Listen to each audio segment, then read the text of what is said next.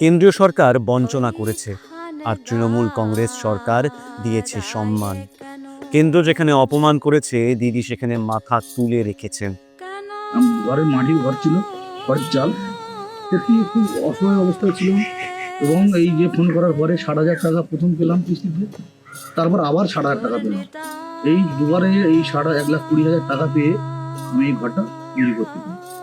মা মাটি মানুষ সরকারের সম্পূর্ণ অর্থায়নে চালু বাংলার বাড়ি গ্রামীণ প্রকল্পের মাধ্যমে পশ্চিমবঙ্গের 12 লক্ষেরও বেশি পরিবারকে বাসস্থানের সুবিধা দেওয়া হয়েছে, যার জন্য ব্যয় হয়েছে 14,400 কোটি টাকা।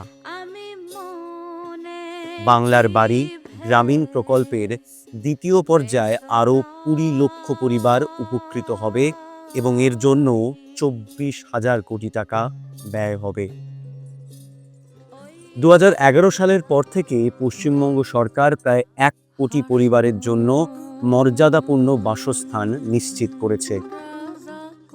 আমার নাম বাসুদেব মাঝি, গ্রাম আমরপ, জেলা পূর্ব বর্ধমান। আমাদের রাজ্য সরকার মমতা বন্দ্যোপাধ্যায়ের সরকার এই বাড়িটা আমাকে দিয়েছে, আর এই বাড়িটা দেওয়ার পরে আমি খুব উপকৃত হয়েছি।